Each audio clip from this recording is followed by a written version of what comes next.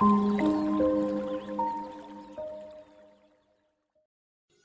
prinsip yang pertama, ini quotes dari Aristoteles yang banyak dikutip orang. Knowing yourself is the beginning of wisdom. Mengetahui dirimu sendiri adalah awal dari kebijaksanaan. Prinsip leadership yang pertama dan yang harus sebenarnya dilakukan oleh siapapun, tidak cuma yang punya ambisi jadi leader, adalah knowing yourself. Mengetahui diri, mengenali diri. Karena tidak mungkin orang bisa bijaksana kalau dirinya saja dia tidak kenal, tidak ngerti. Knowing yourself is the beginning of wisdom. Kalau kita kenal diri kita, manfaat paling dekat. Kalau manfaat jauhnya kan kemarin, man arofa nafsahu faqad arofa rabbahu. Ini manfaat jauhnya kalau kita kenal sangat dalam dengan diri kita, pada akhirnya kita bisa mengenali keberadaan Tuhan. Tapi yang paling dekat adalah kalau kita kenal diri kita sendiri, kita akan mampu untuk bersikap bijaksana. Khususnya terhadap diri kita sendiri juga. Kalau teman-teman mengenali diri, misalnya gini, oh aku ini orangnya sensitif, aku ini orangnya baperan. Tidak bisa ada orang ngomong jelek sedikit saja tentang aku, wah darahku naik, mataku merah. Itu kan kenal. Oleh karena itu, cobalah aku tidak terlalu banyak terlibat di forum-forum yang isinya saling celah, saling kritik. Tidak kuat aku itu, mudah panas. Oh ini kan kamu jadi bijaksana. Kenapa kamu bisa bijaksana seperti ini? Karena tadi kamu ngerti dirimu. Aku ini mudah tersinggung, aku ini mudah marah. Berarti terus dia mengambil kebijaksanaan untuk menjauh dari hal-hal yang mungkin membuatnya tersinggung. Nah ini prinsip pertama seorang pemimpin. Dia harus kenal dirinya sendiri. Oh aku ini lemah, mudah dihasut, mudah diprovokasi. Berarti caranya begini, aku akan nyari orang yang baik-baik saja, yang aku percaya bahwa dia tidak akan punya motif jelek terhadap diriku. Inilah nanti yang akan aku jadikan pembantu-pembantuku. Karena aku ini orangnya mudah diprovokasi. Nanti kalau yang diangkat orang yang tidak cocok, tidak pas, wah mesti aku nanti kena provokasi. Nah ini kebijakan ini diambil. Kenapa? Karena tahu siapa aku.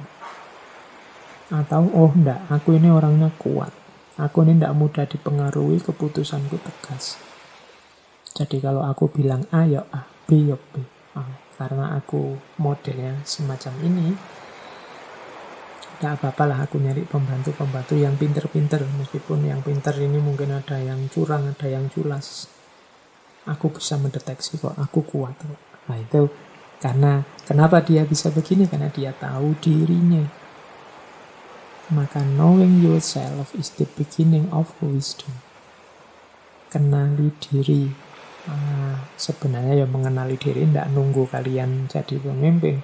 Pemimpin tidak pemimpin, kalau ingin hidupmu beres ya harus knowing yourself. Mengenali diri. Gnosis autem. Kenali dirimu. Katanya Socrates begitu. Prinsip pertama ya teman-teman, para calon pemimpin harus mau muhasabah, harus mau belajar. Pertama-tama belajar tentang dirinya sendiri. Siapa aku? Apa ciriku? Di mana kelemahan, di mana kelebihanku? Prinsip pertama. Terus, prinsip kedua. Ini tadi di depan sudah kita singgung sedikit prinsip kedua ini. We are what we repeatedly do. Excellence then is not an act, but a habit. Diri kita ini adalah apa yang kita lakukan berulang-ulang. Kesempurnaan oleh karena itu bukanlah sejenis tindakan, tapi satu kebiasaan. Ini di depan tadi sudah kita jelaskan. Kalau ingin jadi pemimpin yang baik, bentuklah karakter diri atau habit kita jadi orang yang baik. Berarti siapa kita itu tergantung habit. Dan apa itu habit? Habit adalah apa yang kita lakukan berulang-ulang. Maka katanya Aristoteles, we are what we repeatedly do. Kita itu apa yang kita lakukan berulang.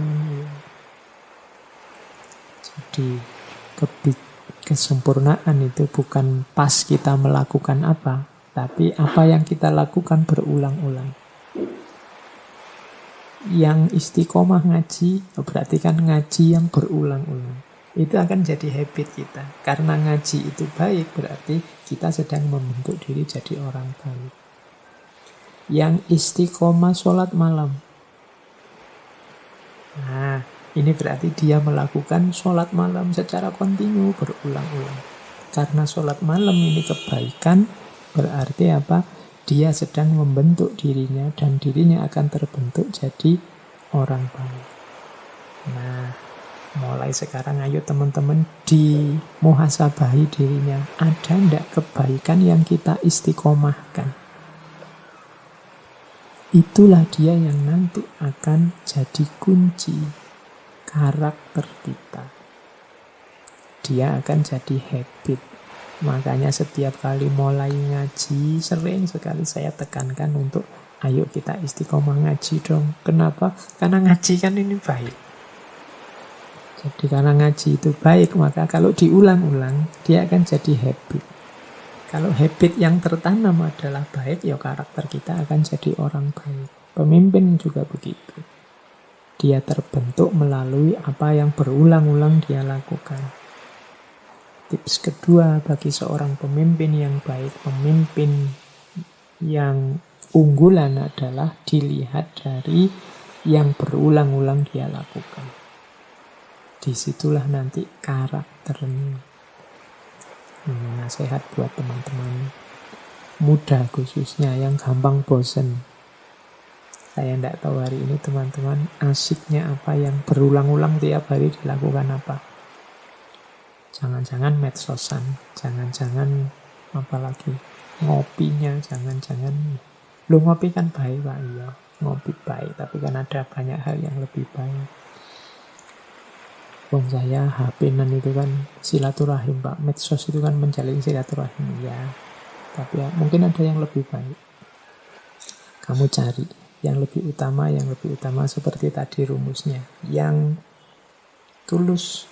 Tidak karena yang lain, tapi dia bernilai baik dalam dirinya sendiri. Ya, yang kedua ini, di what we repeatedly do. Maka seorang pemimpin harus membangun karakter yang baik dengan mengulang-ulang hal baik. Yang ketiga, happiness belongs to the self-sufficient.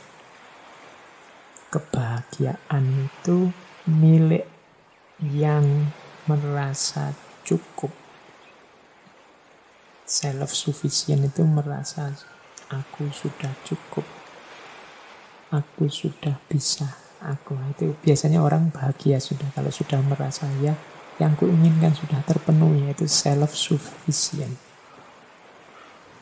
Ini parameter kebahagiaan yang mudah kita jangkau adalah self-sufficient. Berarti orang yang self-sufficient itu orang yang mandiri. Orang yang sudah puas dengan dirinya sendiri, tidak lagi butuh, tidak lagi tergantung dengan yang lain. Pemimpin yang bahagia berarti juga pemimpin yang self-sufficient. Pemimpin yang merasa cukup dengan dirinya, pemimpin yang mandiri, tidak tergantung dengan yang lain. Karena ketergantungan mengindikasikan ketidakmandirian. Kalau tidak mandiri berarti susah bahagia, karena tergantung sama yang lain. Jadi ini prinsip yang ketiga, harus mandiri, self-sufficient. Di situ nanti orang bisa bahagia. Prinsip kepemimpinan yang ketiga. Prinsip kepemimpinan yang keempat. Ini juga salah satu quotes-nya Aristoteles. Through discipline comes freedom. Melalui kedisiplinan akan datang kebebasan. Ini saya tidak tahu ya, kadang-kadang kita sering mengkritisi diri kita sendiri. Orang Indonesia itu susah sekali disiplin. Ada banyak orang yang bilang seperti itu. Saya tidak akan menguji benar atau tidak omongan itu, tapi yang jelas ingat-ingatlah bahwa memang disiplin adalah kunci. Jadi disiplin itu memang tidak enak, memang tidak bebas.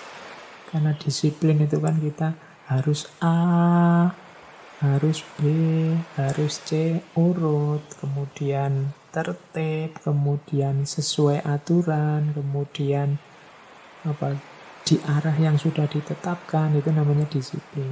Tapi katanya Aristoteles, justru yang disiplin inilah nanti yang akan membuahkan kebebasan. Disiplinnya memang agak ketat, tidak bebas, tapi buahnya kedisiplinan itu justru kebebasan. Teman-teman disiplin belajar, akhirnya menemukan kebebasan dengan kelulusan. Yang malas belajar, tidak nemu kebebasan yang namanya kelulusan itu. Disiplin, santri misalnya disiplin, tahfidz, disiplin, hafalan. Akhirnya menemukan kebebasan dengan hafal Al-Quran. Tapi yang tidak disiplin padahal sudah niat lo mau hafalan, tapi tidak disiplin, akhirnya ya tidak hafal-hafal. Tidak nemu kebebasannya. Kalau sudah hafal kan bebas dia. Nah itu through discipline comes freedom. Ini prinsip yang harus dipahami oleh seorang leader. Tujuan yang diinginkan tadi, pemimpin tadi kan disebut harus kenal tujuannya. Harus diupayakan secara disiplin. Ya memang dalam upaya mencapai tujuan ini banyak sandungan-sandungan, banyak kesulitan, tapi tetaplah disiplin. Kalau sudah disiplin akan ketemu kebebasan. Oh, sudah kena sekarang tujuannya, sekarang bisa bikin target yang baru, bisa bikin tujuan yang baru. Through discipline comes freedom. Melalui disiplin, lahirlah kebebasan. Meskipun dalam disiplin itu rasanya kok jadi tidak bebas ya Pak. Kita kayak robot ini Pak. Kita sengsara ini Pak, kita susah. Loh yo, fasenya memang fase masih berjuang. Tapi kalau sudah sukses perjuangan akan lahir freedom, merdeka sekarang. Ya kayak tadi saya ilustrasikan kan. Coba kalian sejak semester 1 dulu tekun, rajin, disiplin. Lulusnya paling semester 6-7 iso lulus kamu. Merdeka sekarang kan sudah tidak ketemu dosen lagi, tidak diperintah-perintah tugas lagi, tidak mikir ujian, tidak mikir bayar UKT, bebas. Comes freedom. Tapi karena kamu tidak disiplin sejak awal, kuliah males, dikasih tugas, tidak pernah dikerjakan, akhirnya tidak lulus-lulus kuliah karena tidak disiplin, tidak ketemu-ketemu yang namanya freedom. Pemimpin juga harus ngerti logika ini. Logika, through discipline comes freedom. Melalui kedisiplinan, lahir kebebasan. Ya disiplin itu memang sumpek, tapi kalau tujuannya terpenuhi, di situ ada kelegaan yang luar biasa. Prinsip kelima. Hope is a walking dream. Harapan adalah mimpi dalam kondisi jaga. Ya setiap orang kan punya mimpi. Cuma istilah mimpi ini kan bagi orang yang tidur. Kalau bagi orang yang bangun namanya bukan mimpi tapi harapan. Cita-cita, keinginan. Jadi seorang pemimpin harus punya harapan. Harus optimis dengan cita-citanya. Ya, banyak orang bilang kita harus berani bermimpi. Ya, cuma kalau mimpi kan dari orang yang sedang tidur. Kalau dari orang yang sedang bangun namanya bukan mimpi tapi berharap, bercita-cita. Seorang pemimpin harus berani berharap, berani bercita-cita. Pemimpin tidak boleh pesimis. Saya tidak yakin negara kita ini bisa maju, bisa sukses. Saya tidak yakin lembaga kita ini bisa jaya, bisa. Kalau pemimpinnya sudah tidak punya harapan, ya apalagi yang dipimpin. Pemimpin harus mencerminkan sosok yang penuh harapan. Sosok yang punya cita-cita besar. Bahkan tidak sekedar cita-cita, tapi cita-cita yang besar. Kalau sekedar cita-cita kecil, ya kurang manfaat dalam posisinya sebagai seorang pemimpin. Pemimpin itu ya memang harus agak muluk. Target itu kan harus tinggi. Makanya katanya Bung Karno, gantungkan cita-citamu setinggi langit di bintang-bintang. Cita-cita harus tinggi. Kalau cita-citamu pendek saja, ya kamu tidak akan bisa lebih dari itu. Di bawahnya mungkin. Kalau kamu cita-citanya presiden, ya kamu mungkin jadi presiden atau di bawah-bawahnya sedikit.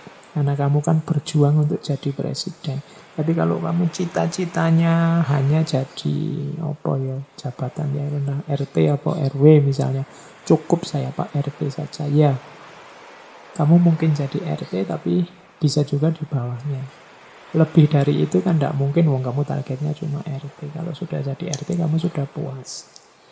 Ya meskipun jabatan RT bukan berarti tidak mulia, sangat mulia. Tapi gantungkan cita-citamu setinggi langit, setinggi mungkin. Hope. Ini tipe leader yang bagus, yang baik.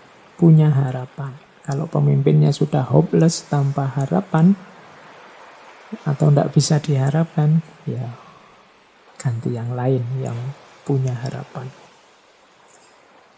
Prinsip kelima. Sekarang prinsip keenam. Prinsip keenam ini mungkin nyindir kita.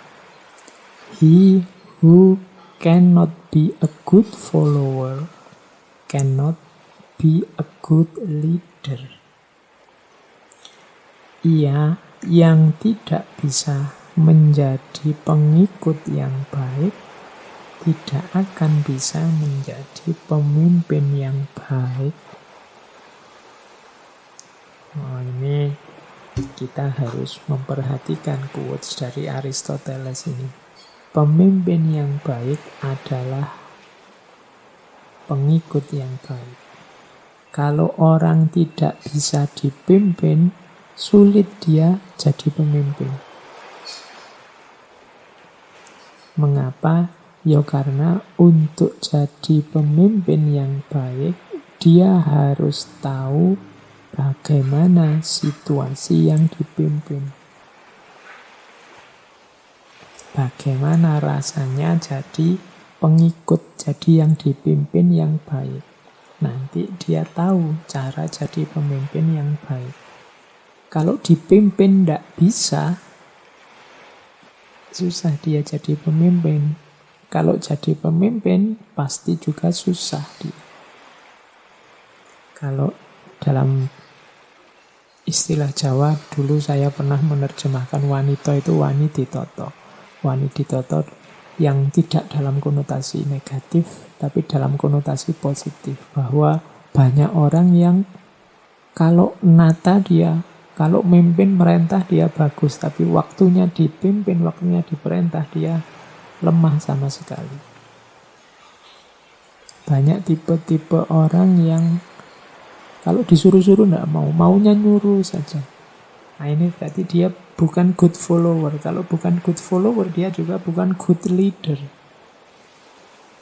Dia tidak ngerti cara jadi orang biasa, maka ya dia akan kesulitan jadi orang yang istimewa. Jadi awam saja tidak mampu, bagaimana dia jadi khawas? Jadi orang biasa saja tidak bisa, bagaimana jadi orang penting? Maka he who cannot be a good follower cannot be a good leader. Yang tidak bisa menjadi pengikut yang baik tidak akan bisa jadi pemimpin yang baik.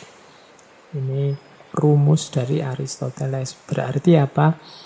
Kalau kita ingin jadi pemimpin yang baik, pertama-tama kita harus latihan, kita harus menjalankan hidup sebagai orang dipimpin yang baik. Orang dipimpin yang baik itu kan patuh pada aturan, taat pada keputusan bersama, mau menjalankan keputusan-keputusan kelembagaan, itu berarti dia good follower. Orang yang seperti ini nantinya dia akan bagus jadi good leader. Tapi kalau sejak awal orang ini tidak bisa diatur, selalu melanggar aturan, selalu bantah kalau ketemu dengan keputusan bersama, tidak mau bareng-bareng memajukan lembaga, dia pasti tidak bagus untuk jadi leader.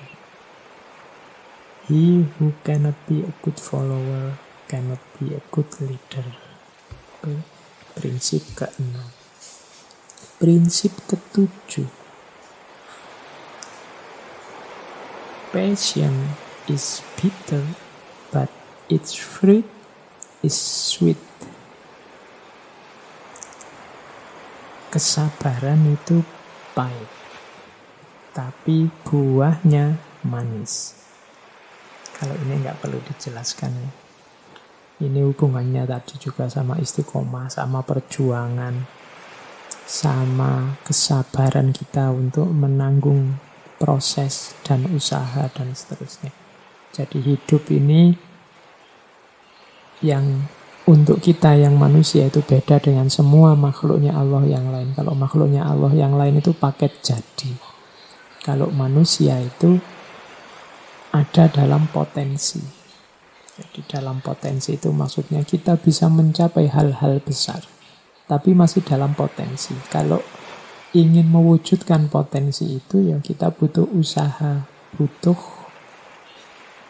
perjuangan, butuh upaya, butuh daya, dan lain sebagainya. Kalau tidak ada itu, ya kesuksesannya tidak akan keluar. Maka seorang yang ingin sukses, ingin berhasil, termasuk seorang pemimpin, harus punya daya sabar. Sabar dalam berusaha, sabar dalam berjuang, sabar dalam mengaktualkan yang potensi tadi. Tidak mungkin keberhasilan itu datang tiba-tiba. Kalau teman-teman belajar akhlak tentang sabar, sabar itu kan ada dua. Sabar menanggung hasil sama sabar menjalani proses. Sabar menanggung hasil itu ya kalau ketemu hasil yang tidak diinginkan ya sabar. Kalau ketemu hal yang pahit sabar. Tapi sabar menanggung proses itu ya sabar dalam perjuangan. Jadi sabar untuk harusnya yang lain sedang istirahat, santai-santai, rebahan, kita malah kerja. Harusnya yang lain sudah rekreasi, kita malah lembur. Nah ini sabar dalam proses. Harusnya yang lain makan-makan, kita malah puasa. Yang lain tidur, kita malah sholat, ibadah. Ini kan sabar dalam proses. Patience is bitter. Ini pahit memang. Tapi jangan lupa, hanya yang puasa yang menemukan buka puasa. Jadi, hanya yang mau menanggung kepahitan inilah nanti yang akan menemukan kemanisannya hidup. Buah yang manis. But its fruit is sweet. Sabar itu pahit, tapi buahnya manis. Kalau teman-teman ingin hidup yang meningkat, yang ketemu buah yang manis-manis, ya harus mau menanggung proses yang pahit. Kalau ingin enaknya sendiri terus, ingin nyaman terus, ya ndak ketemu-ketemu buah yang pahit, yang manis tadi. Kenapa kita tidak mau rasa pahit? Kalau tidak mau minum obat yang pahit, ya sakit kita tidak akan